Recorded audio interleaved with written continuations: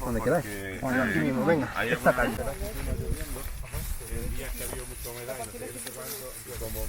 ¿Qué necesitamos? La escarga, el pico y la pala.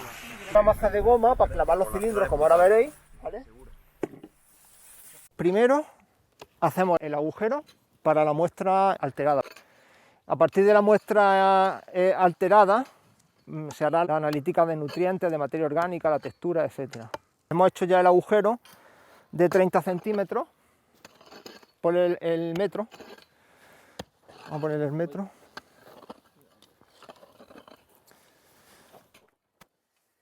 Entonces, cuando se hace el agujero, la cata de 30 centímetros, cogemos la garbancera, se va rellenando una bolsa que pone de 0 a 30. ¿Vale? En campo cogemos tres tipos de muestras de suelo. Una sería de 0 a 30 centímetros. Y esta lo que hacemos al llegar al laboratorio es secarla en estas bandejas durante una semana y luego, al cabo de una semana, homogeneizamos toda la muestra para que se distribuya bien la grava.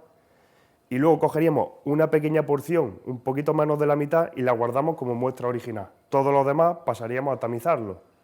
Una vez tamizado, nos quedaría una porción por encima de 2 milímetros, que sería la grava, y por debajo la arena fina, que utilizaríamos para análisis.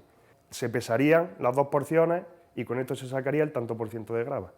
A estas muestras de 0 a 30 centímetros, lo que hacemos es analizarla en el laboratorio para sacarle el amonio, nitratos y nitrógeno potencialmente mineralizable.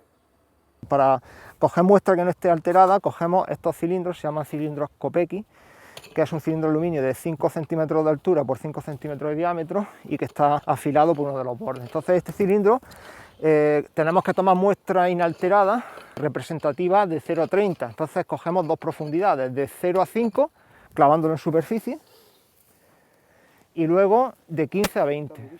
Se supone que sería representativa uno de 0 a 15 y la otra de 15 a 30, va a tener las dos profundidades. Sobre una superficie que no hayamos cavado, pero que está cerca del agujero, insertamos un primer cilindro de Kopecky en la profundidad de la superficie. Venga, va a clavar el cilindro de 0 a 5 centímetros, lo clava por el borde que está afilado. Ahora, cuando llega a la capa más dura, se ayuda de la maza de goma. Lo importante es que no... Hay que ser lo menos agresivo posible para que el suelo no se disgregue. Todavía le queda 1 centímetro. Tiene que clavarse completo.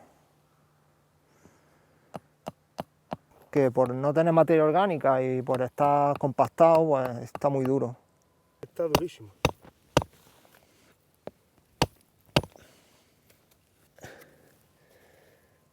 Se tapa. Ya está, sí. Ahora hay que ir excavando por los alrededores y dejarlo exento. Siempre tiene que sacarse por encima del nivel del cilindro para que se rellene bien. Y ahora se tiene que enrasar al volumen del cilindro. Con mucho cuidado de que no dejemos huecos luego. Esto debe hacerse con cuidado y se deja, como vais a ver ahora, enrasado. Es importante aquí, si lo hace uno solo, no puede caer nada fuera, nada. Es importantísimo porque a poco que perdamos volumen del cilindro de muestra, ya la densidad baja. Claro, cogemos huecos que no deben estar, entonces que no salte nada fuera. Y ahora se hace una plataforma para 15 centímetros, de 15 a 20 y repetir exactamente el proceso. También cogemos otros dos tipos de muestras que serían las de densidad aparente. Son las del cilindro, que sería una muestra inalterada. Una es de 0 a 5 centímetros y otra de 15 a 20. Al llegar al laboratorio las cogemos y las pesaríamos húmedas primero y luego las metemos en la estufa durante 2 días a 105 grados. Luego al sacarlas las volvemos a pesar y con este peso seco y como tenemos el volumen del cilindro podemos sacar la densidad de las muestras. Mm-hmm.